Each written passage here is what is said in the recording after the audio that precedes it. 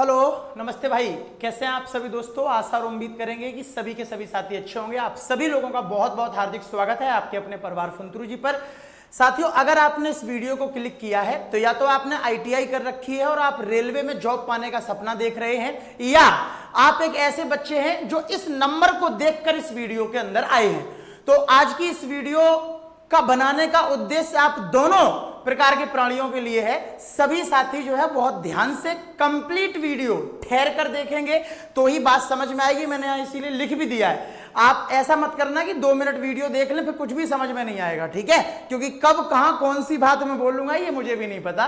तो चलो शुरू करते हैं मेरे भाई डायरेक्ट। आप सभी को पता है, मैंने यहां लिख दिया है, ऑल आईटीआई स्टूडेंट का इस वीडियो में स्वागत है। रेलवे ग्रुप डी, जिसका नाम अब ग्रुप सी हो चुका है, उसमें 1 लाख पद आने वाले हैं। इस चीज पर आज की इस वीडियो में हम चर्चा करेंगे। साथ ही साथ रेलवे ग्रुप डी के अंदर आईटीआई लागू हो रही है या नहीं हो रही है, इससे कई बच्चों में अलग अलग प्रकार की भ्रांतियां फैल चुकी हैं, उसको भी आज की इस वीडियो में हम क्लियर कर देंगे। और अगर आपको ये वीडियो पसंद आए और समझ में आए सारी चीजें तो जरूर शेयर करना अपने दोस्तों के बीच में। चलिए शुरू करते हैं। नमस्कार मेरे भाई, डायरेक्ट मुद्दे पर आते हैं मेरे दोस्त। आज की खबर है, आज की ही न्यूज है। मैं पहले उसको आपको पढ़ाऊंगा और पूरी न्यूज को ध्यान से पढ़ने के बाद अपने विचार रखूंगा और उसके बाद आपको एक सलाह दूंगा और उसके बाद आपके सवालों के जवाब दूंगा, ठीक है? तो सबसे पहले आप देखिएगा, यहां हेडिंग है, एक पहल की तरफ से एक न्यूज़पेपर की ये कटिंग है जो कि आज की है। यहां लिखा हुआ है, भारतीय रेलवे में 80,000 नए पद सृजित होंगे। ये एक लाइन आप हो सकता है कि पढ़ के आपको बहुत नॉर्मल लगे, बट इट्स नॉट नॉर्मल। मैं आपको समझाने जा रहा हूं कि रेलवे के अंदर 80,000 नए पदों का सृजन किया जाएगा। सर, ये नए पदों का सृजन का मतलब क्या हो गया? 3 लाख तो पद रेलवे में वैसे ही खाली हैं, तो ये 80,000 और नए क्यों आ रहे हैं? जो 3 लाख खाली हैं पहले उन्हीं को भर लें। आप शायद ये चीज ना समझ पा रहे हो, लेकिन 80,000 नए पद सृजित करने का मतलब ये नहीं है कि 80,000 नई पोस्टें बना दी जाएंगी, ऐसा नहीं है। मैं पूरी चीज आपको पढ़ के बड़े ध्यान से आपको मेरे साथ पढ़ना है। गौर से देखिएगा मेरे भाई, यहां लिखा हुआ है, अरविंद सिंह के द्वारा ये आर्टिकल है। नई दिल्ली का आर्टिकल है ये। पिछले 8 साल में पहली बार रेलवे बोर्ड ने नई परिसंपत्तियों के अनुपात में भारतीय रेल में नए पदों के सृजन कराने की पहल की है। नई ट्रेनें, मालगाड़ियां, नई rail line, semi high speed पर रेल चलाने के लिए ऑटोमेटिक सिग्नल सिस्टम, टक्कर रोधी, नई तकनीकी कवच वगैरह वगैरह, ये सब रेलवे की तारीफ कर रहे हैं। जो मुद्दे की बात है वो क्या है कि भारतीय रेल में 80,000 से अधिक नए पदों का सृजन हो सकता है। इसके अलावा जो अभी 61,529 खाली पदों पर भर्ती प्रक्रिया चल रही है, आप कहेंगे सर ये 61,529 कौन से? आप जोड़ लीजिएगा मेरे भाई, एएलपी के 18,799, टेक्नीशियन के 14,000 लगभग समथिंग पद, उसके बाद एनटीपीसी के पद बढ़ा के लगभग 15,000 के समथिंग हो गए, ठीक है? और इसके अलावा मेरे भाई जेई के पद, पैरामेडिकल के पद, इन सभी पोस्टों को मिलाकर 61,529 खाली पदों पे जो भी भर्ती प्रक्रिया चल रही है वो दिसंबर 2024 तक कर ली जाएगी। ये यहां पर बहुत ही इंपॉर्टेंट पॉइंट है उन सभी विद्यार्थियों के लिए जिन्होंने एएलपी का, टेक्नीशियन का, जेई का, आरपीएफ का, इन सब का फॉर्म भरा है। उनको पहले भी ये चीज रेलवे बता चुका है, लेकिन फिर यहां पे क्लियर किया जा रहा है कि आपकी एएलपी का जो एग्जाम है या आरपीएफ का जो एग्जाम है वो नवंबर दिसंबर के महीने में हो जाना है। ये निश्चित तौर पे आप लोग समझ लीजिएगा। आगे बढ़ते हैं। रेलवे बोर्ड के एक वरिष्ठ अधिकारी ने बताया है कि विभाग में अधिकांश नए पदों का सृजन रेल संरक्षा वर्ग में किया जाएगा। इसमें प्रमुख रूप से सिग्नल एंड टेलीकॉम, क्यों लिखा है वो 1 लाख, वो जरा समझने का प्रयास करना। सिग्नल और telecom, civil engineering, electrical rolling staff, train engine, workshop, loco shed, traffic, train परिचालन, मैकेनिकल कोच आदि विभाग में, ये इनमें से जितनी भी ये नए सृजन जो पद यहां पे लिखे हुए हैं ना, ये मेरे दोस्तों ग्रुप डी के अंदर आने वाले पद हैं, ध्यान रखना। इनमें से मैक्सिमम पोस्ट जो है वो ग्रुप डी के अंदर आती है। आगे बढ़ते हैं मेरे भाई, फिर मुद्दे पर आएंगे कि मेरे दोस्त पदों का सृजन किया जाएगा। रेलवे बोर्ड के चेयरमैन व सीईओ सतीश कुमार ने वित्त मंत्रालय को लिखे पत्र में उल्लेख किया है कि रेलवे ट्रैक, पुल, कोच, सिग्नल आदि मरम्मत कार्य जो है ठेका पद्धति से कराना व्यवहारिक नहीं है। यानी रेल संरचना से जुड़े कार्यों को ठेके के बजाय रेलवे के स्थायी कर्मचारियों से करने की वकालत की है। देखिए अभी क्या होता था कि जैसे जो सेफ्टी कैटेगरी की वैकेंसी है वो तो आती थी सरकारी विभाग के तरीके, लेकिन एक भ्रांति चल रही थी, बहुत बड़ा एक मतलब प्रोपेगेंडा चल रहा था कि रेलवे प्राइवेटाइजेशन हो रहा है वगैरह वगैरह। ये सब कुछ भी ऐसा नहीं हो रहा है। एक्चुअल में रेलवे वैकेंसी नहीं निकाल रहा था, लेकिन काम तो कराना ही है, बात समझना। अब जैसे लोको पायलट हो गया तो वो कभी प्राइवेट लोग को मैं चाहूं ट्रेन चला लूं, मैं चला लूंगा क्या जब तक मुझे ट्रेनिंग नहीं मिलेगी? तो मतलब कि हायर करके आपको किसी चीज को कराने की अगर क्षमता है तो ही तो आप करा पाएंगे। अब जैसे ट्रैकमैन हो गया, ठीक है, आपका ये वर्कशॉप वगैरह वाले काम हो गए, तो ये काम कोई भी कर सकता है। इसलिए क्योंकि वैकेंसी थी नहीं तो रेलवे ने क्या किया था, काम कराने के लिए ठेका पद्धति चालू कर दी थी कुछ स्टेशनों पर, समझ रहे हैं, सब जगह नहीं। तो उससे क्या हो गया था, एक ऐसा माहौल बन गया था कि रेलवे प्राइवेटाइज हो रहा है वगैरह वगैरह। ऐसा कुछ भी अभी तक नहीं हुआ और ना ही होने जा रहा है और ना ही होगा, ये मैं आपसे बोल रहा हूं। तो सर मतलब क्या है? मतलब यह है कि जहां कहीं भी एक दो स्टेशन पर ठेका पद्धति से काम किया जा रहा है वहां इस चीज का विरोध किया जा रहा है। और जब भी कोई हमें नई चीज या नई वैकेंसी इंट्रोड्यूस करनी होती है तो वित्त मंत्रालय से पूछा जाता है। देखिए वित्त मंत्रालय मतलब फाइनेंस, भाई अगर आप नई वैकेंसी निकाल दोगे तो आपको रुपया तो देना ही पड़ेगा ना कर्मचारियों को, तो हमें वित्त मंत्रालय से पूछना पड़ेगा कि रुपया दे लोगे या नहीं दे लोगे।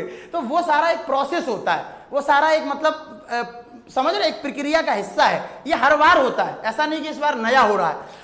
तो मेरे भाई सर आप क्या बताना चाह रहे हैं? मैं ये बताना चाह रहा हूं कि 80,000 जो ये नए पद सृजन किए जा रहे हैं इनमें से 90% जो पद हैं वो ग्रुप डी के अंदर आने वाले पद हैं। और ग्रुप डी की आगामी वैकेंसी अक्टूबर से नवंबर में आपको उसका नोटिफिकेशन देखने को मिल जाएगा।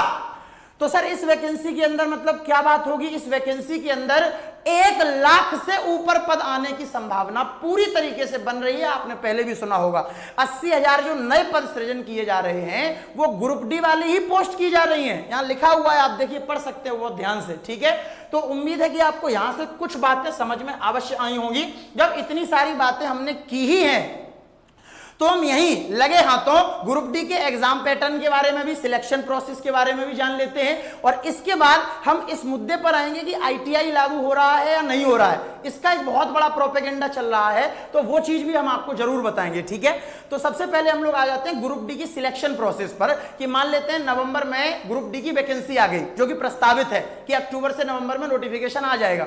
अब मान लेते हैं अक्टूबर से नवंबर में नोटिफिकेशन आ गया, तो सर हम तैयारी कैसे करें? या ग्रुप डी जो बच्चे पहली बार दे रहे हैं वो ये पूछने की जरूर हमसे हिम्मत करेंगे कि सर ये बताइए हम पेपर मतलब होता क्या है। तो उस पर मुद्दे पर आ जाते हैं कि मेरे भाई ग्रुप डी का अगर हम एग्जाम पैटर्न देखें तो टोटल 3 स्टेजेस जो है ग्रुप डी के अंदर आपको मिलती हैं। एक होता है मेरे भाई आपका CBT 1, ये computer based test, written test जो होता है कंप्यूटर पे, एक आपको ये क्वालिफाई करना होता है। जितनी आसानी से मैंने कह दिया उतनी आसानी होता नहीं है एक्चुअल में। जब ये आप क्वालिफाई कर लेंगे उसके बाद मेरे भाई आपका फिजिकल एफिशिएंसी टेस्ट यानी कि PET होगा, बहुत नॉर्मल। और फिर फाइनल आपका DV होगा, DV यानी डॉक्यूमेंट वेरिफिकेशन, और दूसरे शब्दों में डायरेक्ट विवाह। क्योंकि जब ऊपर की दोनों प्रोसेस हो जाएंगी और केवल DV बचेगा तो विवाह की तैयारियां भी होने ही लगती हैं यहां से। तो डायरेक्ट विवाह भी आप समझ सकते हैं या फिर DV मान लेते हैं। और कुछ पोस्ट में मेडिकल होता है तो वो वाला आपका मेडिकल रहेगा, बहुत लो कैटेगरी का मेडिकल होता है। यहां पर कोई ऐसा नहीं है कि आपको A1 कैटेगरी का या A2 कैटेगरी का मेडिकल यहां पर चाहिए, ऐसा नहीं। वो लोको पायलट और NTPC की कुछ पोस्ट में चाहिए होता है, ठीक है। तो आगे बढ़ते हैं, ये तो 3 स्टेजेस हो गई। अब हम बात करेंगे CBT 1 के बारे में जो मेन है कि भैया पढ़ाई क्या करनी है ना, पेपर निकलेगा कैसे, क्योंकि पेपर तो पढ़ाई से निकलेगा। तो मेरे भाई अगर हम CBT 1 की बात करें तो यहां पर आपके पास टोटल 4 सब्जेक्ट आपको देखने को मिलते हैं। सबसे पहला सब्जेक्ट आपका हो गया जनरल साइंस यानी कि विज्ञान। इसके बाद मेरे भाई गणित, ठीक है, मैथमेटिक्स। इसके अलावा आपकी रीजनिंग और इसके अलावा आपका जीके, ठीक है, जीके और करंट अफेयर। अगर हम बात करें यहां पर जनरल साइंस के 25 क्वेश्चन आते हैं और 25 ही नंबर के होते हैं, ठीक है। एक क्वेश्चन 1 नंबर का होता है। गणित के यहां पर 25 क्वेश्चन आते हैं और 25 नंबर के ही होते हैं। रीजनिंग के यहां 30 क्वेश्चन आते हैं और 30 नंबर के होते हैं। मतलब मैथ और रीजनिंग को अगर हम मिला दें तो 55 क्वेश्चन मैथ और रीजनिंग के हो गए, 25 क्वेश्चन साइंस के हो गए और 20 क्वेश्चन मात्र जो है वो जीके के यहां पर आपको देखने को मिलते हैं 20 नंबर के। यानी करंट अफेयर होता है जिसमें 10-12 क्वेश्चन और 8-10 क्वेश्चन होते हैं स्टैटिक जीके से, ठीक है। है ना। और इसके अलावा आपकी साइंस हो गई, फिजिक्स केमिस्ट्री और बायोलॉजी 10th लेवल तक की, और गणित हो गया और रीजनिंग हो गया। अब जो गणित और रीजनिंग का यहां पर मामला है वो बहुत प्रचंड है। देखिए मुझसे पढ़े हुए कई बच्चे अभी ग्रुप डी में नौकरी कर रहे हैं, कोई लखनऊ हेडक्वार्टर में है, कोई इलाहाबाद जोन में है, अलग अलग जगह कई बच्चे मुझसे सिलेक्ट होकर अभी नौकरी कर रहे हैं ग्रुप डी के अंदर। आप कभी सिलेक्टेड बच्चे से जाकर, या जो मैंने अभी नाम बोले यहां कहीं जाकर आपको कोई स्टूडेंट मिल जाए, यूट्यूब पर इंटरव्यू वगैरह भी डले, वहां देख लो जाके, तो आप पूछना कि ग्रुप डी में जो मैथ का लेवल होता है वो कैसा होता है। वो आपको एक शब्द में बताएगा मेरे भाई कि ग्रुप डी का जो गणित का लेवल होता है वो लगभग एसएससी सीजीएल से भी कई बार ऊपर चला जाता है। ठीक है, मैं फिर रिपीट कर रहा हूं इस बात को, एसएससी सीजीएल का जो मैथ आता है ना उससे भी ऊपर लेवल का मैथ जो है कई बार ग्रुप डी में पूछ दिया जाता है, जबकि है ये 10th लेवल की जॉब, लेकिन पूछा मैथ बहुत हाई लेवल जाता है। ये बात अगर आपको मेरी भरोसा ना हो रहा हो जैसे, तो आप ग्रुप डी का प्रीवियस ईयर जो पेपर हुआ है 2022 वाला वो डाउनलोड करके अभी आप देख सकते हैं, तो आपको पता चल जाएगा कि लेवल क्या है। ए लल्लू लेवल नहीं आता है ग्रुप डी के अंदर, बहुत तगड़ा मैथ पूछा जाता है, सीधी बात ये है। ठीक है, कोई भी सिलेक्टेड स्टूडेंट से मिलकर आप एक बार पूछ लेना, वो आपको हकीकत बता देगा। ठीक, तो ये सीबीटी 1 की बात हो गई। यहाँ 1/3 की नेगेटिव मार्किंग होती है, यानी 3 क्वेश्चन अगर आपने तुक्का मारे तो एक सही क्वेश्चन भी गलत हो जाएगा। ठीक है, तो ये सीबीटी 1 का एग्जाम पैटर्न है, 100 क्वेश्चन 100 नंबर के, और किस सब्जेक्ट के कितने क्वेश्चन वो मैंने आपको बता दिया है ना। जब आपका सीबीटी 1 पास हो जाएगा तब आपको पीईटी यानी कि फिजिकल टेस्ट को पास करना होगा। अब फिजिकल टेस्ट इसका बहुत लल्लू होता है। देखो मेल के लिए अलग कैटेगरी रखी गई है और फीमेल के लिए अलग। देखो अगर आप मेल कैंडिडेट हैं तो आपको क्या करना पड़ेगा, 35 किलो का वजन उठाकर 2 मिनट में 100 मीटर दौड़ना होगा। 35 किलो का आपको वेट दे देंगे और 2 मिनट दे देंगे, 100 मीटर आपको दौड़ना है। बहुत आसानी से हो जाता है, बस 15-20 दिन 1 महीने प्रैक्टिस कर लोगे, कोई दिक्कत नहीं है। इसके बाद आपको 1000 मीटर की दौड़ लगानी होती है 4 मिनट 15 सेकेंड में, यानी 1 किलोमीटर आपको भागना है 4 मिनट 15 सेकेंड में। यह भी बहुत आसानी से आपका पास हो जाएगा। ये मेल के लिए है। अगर हम फीमेल की बात करें तो फीमेल को क्या होता है, 20 किलो वजन उठाना होता है और 100 मीटर दौड़ना होता है 2 मिनट में। ठीक है, यहां पे पुरुष को 35 किलो वजन दिया जाता है और फीमेल को 20 किलो वजन दिया जाता है, और इनको जो है 2 मिनट में 100 मीटर दौड़ना होता है। बाकी इनकी जो दौड़ है वो 1 किलोमीटर की होती है, लेकिन इन्हें टाइम ज्यादा मिलता है, इन्हें 5 मिनट 40 सेकंड का टाइम मिलता है, जो कि बहुत आसानी से आप इसको क्वालिफाई कर लेते हैं। बहुत सारी गर्ल्स अभी जॉब कर रही हैं जो हमसे पढ़ी हुई हैं और बहुत आसानी से उन्होंने इसको क्वालिफाई कर लिया है। तो पीईटी की आपको टेंशन नहीं लेनी है। मेन टेंशन, मेन लफड़ा जो होता है वो यहां होता है। जिसकी पढ़ाई में दम होती है वही ये पेपर निकाल पाता है, क्योंकि कहने को ये ग्रुप डी है, पर बिलीव मी, और एक बार जाकर सिलेक्टेड स्टूडेंट से बात कर लेना तो पता चलेगा कि इसका लेवल बहुत तगड़ा आता है भाई। आप गणित के क्वेश्चन देखेंगे ना तो हिलेंगे नहीं आपसे, अगर आपने अच्छे लेवल पे मेहनत नहीं की है तो। ठीक है, तो इसलिए आपको यहां पे तैयारी बहुत शानदार करनी पड़ेगी, और इसमें कई ऐसी पोस्ट होती हैं जो आपको बहुत बेहतरीन जॉब दिलाती हैं। ग्रुप डी का मतलब ये नहीं होता है कि आपको ट्रैक मैन ही बनना है। अभी प्रेजेंट में जो अभी मैंने परसों नरसों एक वीडियो डाली है, शॉर्ट्स वीडियो में जाकर चेक करना, वहां लिखा हुआ गुलशन सर के सिलेक्टेड स्टूडेंट। आप देखिए वो सारे लोग जो सिलेक्टेड हमसे पढ़े हुए हैं वो कैसे मौज मस्ती कर रहे हैं ऑफिस में बैठकर। तो बहुत अच्छे से ऑफिस वाली भी जॉब मिलती है आपको, कंप्यूटर वाली जॉब मिलती है, एसी में आप बैठेंगे, ऐसी भी पोस्ट इसके अंदर है। बस मेहनत आपको करनी है और कुछ नहीं है। ठीक है मेरे भाई, तो जब आपका पीईटी हो जाएगा तो मैंने आपको कहा था पीईटी के बाद सीधा क्या होगा, पीईटी के बाद सीधा डीवी होगा, डायरेक्ट विवाह होगा, मामला सेट है। ठीक है, अब हम थोड़ी सी बात करेंगे कट ऑफ के बारे में। तो पिछली बार की अगर हम बात करें 2022 वाली ग्रुप डी की, तो उसमें जनरल की कट ऑफ गई थी 74 नंबर। ठीक है भैया, 74 आउट ऑफ 100। 2022 की बात कर रहा हूं, समझे, 2022 की बात कर रहा हूं। 74 मार्क्स की कट ऑफ गई थी, और जनरल से ही तुलना लगाया करो अपना। ये मत सोचा करो ओबीसी की तो एससी एसटी की 62 और 55 है, और सर ओबीसी की तो 70 है, तो कोई बहुत कम नहीं है ओबीसी की, 5-4 नंबर का ही फर्क है। ठीक है, तो आपको जो अपनी कंपैरिजन करके रखना है वो जनरल से कंपैरिजन करके रखना है, समझ रहे हैं, क्योंकि ये 2022 की कट ऑफ है। और हर बार कोई भी एग्जाम ले लो, आप आंखें बंद करो अगर आप समझदार हो, कोई भी एग्जाम ले लो, ऐसा हुआ ही नहीं है कि अगर इस साल कट ऑफ मान लेते हैं किसी एग्जाम की 50 गई तो अगली साल 55 ना जाती हो। हर साल कंपटीशन बढ़ता है, हर साल कट ऑफ में इजाफा होता है। तो अगर पिछली 2022 में कट ऑफ 74 है तो मान के चलिएगा कि जो अब आने वाली ग्रुप डी है उसमें और तगड़े से फॉर्म भरेंगे, और बच्चा मेहनत करेगा, और बेहतरीन कंटेंट पढ़ रहा है बच्चा। मैं कितनी मेहनत से उन सबको पढ़ा रहा हूं मेरे दोस्त, बच्चा जो है फाड़ के रख देगा पेपर, समझे। तो मेहनत कर लेना, कट ऑफ पुराने वाले के भरोसे मत रखना, और ये भी मत समझ लो कि 74 नंबर कोई कम नंबर होते हैं 100 में से। अच्छी खासी कट ऑफ है और इस बार और ज्यादा जाएगी। ठीक, बात कर लें कि सर वैकेंसी कब आएगी ग्रुप डी की, तो वैकेंसी के लिए देखो अक्टूबर से दिसंबर का टाइम आपको दिया है रेलवे ने खुद। लेवल 1 का मतलब होता है ग्रुप डी, है ना, तो ग्रुप डी की जो वैकेंसी है अक्टूबर से दिसंबर के बीच में आपको कभी भी नोटिफिकेशन मिल जाएगा। रेलवे ने जो वादे किए हैं उन पे वो खरा उतरा है in terms of giving vacancy. अगर हम जनवरी से मार्च की बात करें तो एएलपी आ चुकी है, अप्रैल से जून की बात करें टेक्नीशियन आ चुका है, जुलाई से सितंबर की बात करें तो एनटीपीसी, जेई, पैरामेडिकल ये सब आ चुके हैं। ठीक है, तो बिल्कुल according to the exam calendar आपकी वैकेंसी अक्टूबर से दिसंबर के बीच में आ जाएगी, मतलब बहुत ज्यादा टाइम आपके पास नहीं है और अच्छे पदों में ये वैकेंसी आने जा रही है। मैं इस पर अभी फिर से आऊंगा। अब बात करेंगे कि सर तैयारी कैसे करें, तो तैयारी के लिए आप जिस चैनल पर अभी एक वीडियो देख रहे हैं वो रेलवे कंटेंट किंग के नाम से मशहूर हो रहा है बच्चों के बीच में। आप किसी भी लाइब्रेरी में जाएंगे तो आपको पढ़ता हुआ स्टूडेंट जरूर प्राप्त हो जाएगा और उसका कारण है केवल content, best of the best filtered content railway का हम प्रोवाइड करा रहे हैं आपको। आप हमारे साथ जुड़ के भी तैयारी कर सकते हैं इसी YouTube चैनल पर। आज संडे 22 सितंबर शाम को 8:30 बजे से मैं नई सीरीज शुरू कर रहा हूं रेलवे रोजगार, जिसकी पहली क्लास आज होगी मेरे भाई। अभी तक एक भी क्लास नहीं हुई है, आज ही इस सीरीज का शुभारंभ है। आप लोग हमारे साथ जुड़ सकते हैं मेरे भाई। ये सीरीज जो है इन सभी एग्जामों के लिए गणित की प्रैक्टिस की सीरीज रहेगी। बहुत ही फिल्टर्ड कंटेंट के साथ मैं आपको इसमें मिलूंगा।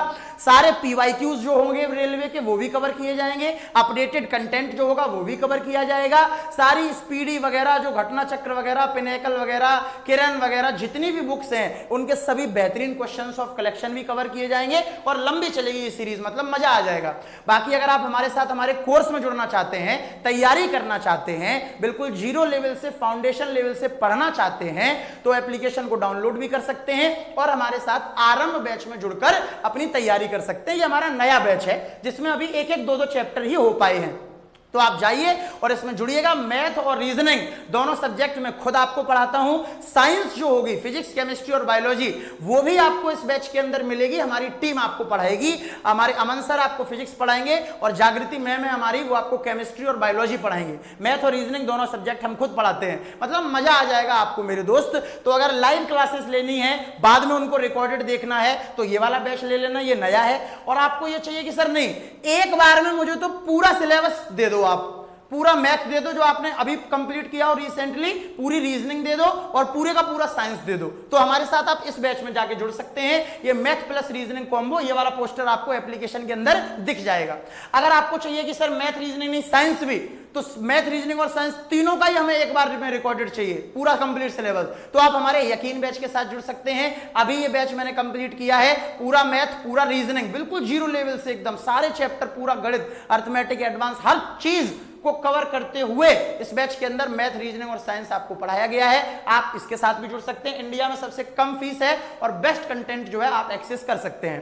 कोर्स से जुड़ना कैसे है, एप्लीकेशन का लिंक मैं आपको कमेंट बॉक्स में दे दूंगा, वहां से आप ऐप डाउनलोड कर लेना, लॉगिन कर लेना अपना मोबाइल नंबर वगैरह डालकर। जो भी कोर्स आपको लेना है उस कोर्स पे आप क्लिक करोगे तो कुछ इस प्रकार का आपको गेटअप दिखेगा। नीचे यहाँ पर एक ऑप्शन आपको दिख जाएगा बाय नाउ का, है ना, ये बाय नाउ वाला ऑप्शन, इस पे आप क्लिक कर देंगे तो आपका जो फीस है वो कम हो जाएगी। यहाँ पे जितनी दिख रही है इतनी नहीं है, और भी कम फीस है। अभी ऑफर चल रहा है, आप लोग हमारे साथ जुड़ सकते हैं। बाय नाउ पे क्लिक करके जो भी आप गूगल पे, फोन पे वगैरह चलाते हैं, जैसे ही आप पेमेंट करेंगे कोर्स आपका एक्टिव हो जाएगा मेरे भाई। ठीक है, डिसाइड आपको करना है कि आपको किस कोर्स में जुड़ना है। सारे कोर्स बेस्ट हैं, एक लाइव है हमारा आरंभ, बाकी 2 रिकॉर्डेड है। इसके अलावा ये ऑल इंडिया से हमारे साथ तैयारी कर रहे जो विद्यार्थी हैं उनके रिव्यूज हैं, आप गूगल प्ले स्टोर पर जाकर इन रिव्यूज को पढ़ सकते हैं कि जो बच्चे हमारे साथ तैयारी कर रहे हैं वो हमारे कंटेंट के बारे में क्या कह रहे हैं और कितने सिलेक्शन हम लगातार निकाल रहे हैं। तो हमारे साथ जुड़िए मेरे भाई, तैयारी बेहतरीन कराऊंगा मैं आपकी। तो आज की इस वीडियो में बने रहने के लिए बहुत बहुत धन्यवाद। अगर आपको कॉल करके कोई दुख दर्द, समस्या, परेशानी है तो इससे जानकारी ले सकते हैं। और बैच लेने से लिए कोई भी समस्या अगर आपको आती है, कोई जानकारी आपको चाहिए तो नीचे वाले नंबर पर व्हाट्सएप कर सकते हैं। ठीक है, मैं अगेन आपको याद दिला देता हूं, मैं वापस यहां पर आ रहा हूं मेरे भाई, कि रेलवे के अंदर ये जो मैंने यहां पर फिगर लिखा हुआ है, इससे ज्यादा लगभग 3,80,000 पद जो हैं इस समय पर खाली हैं। और 80,000 नए पद सृजन का मतलब ये नहीं है कि 3,80,000 में 80 और जोड़ दिए जाएंगे। उन्हीं में से 80,000 पद जो हैं उनको देने की बात की जा रही है मेरे भाई। याद रखना ये बात, आप जब वैकेंसी आएगी तो इस चीज को देख लेना। इसके अलावा मेरे दोस्त मैं आपको बता दूं कि अगर मैं बात करूं कि सर ये बताइएगा कि आईटीआई लागू होगी या नहीं होगी, तो उसकी चर्चा मैं इस वीडियो में नहीं करना चाह रहा हूं, क्योंकि बहुत बवाल यूट्यूब पे कटा हुआ है कुछ यूट्यूबर्स के द्वारा। तो मैं उसकी एक विश्लेषण, एक स्पेशल वीडियो आपको देना चाह रहा हूं। फिलहाल आप इतना समझ लो कि 90% वैकेंसी आईटीआई वालों के लिए रिजर्व की जाएंगी, और कुछ परसेंटेज जिसमें टेक्निकल की आवश्यकता नहीं होती है, उनमें 10th वाले बच्चों को भी मौका दिया जाएगा। ठीक है, बाकी आप लोग समझदार हो, आराम से पढ़ाई कर सकते हो। जुड़िए हमारे साथ, बिल्कुल लेट ना होइए। खुश रहें, ख्याल रखें, पढ़ते रहें। वीडियो पसंद आई हो तो जरूर एक बार वीडियो में अपनी लाइक ठोक दें, और कमेंट करके बताएं कि आपको कैसी लगी वीडियो। सभी साथी जरूर बताएं मेरे भाई, मैं आपकी कमेंट का इंतजार करूंगा। चैनल को सब्सक्राइब कर लें, आपको सारी इंफॉर्मेशन, सारी क्लासेस वगैरह का नोटिफिकेशन टाइम से पहुंच जाएगा। जय हिंद, नमस्कार।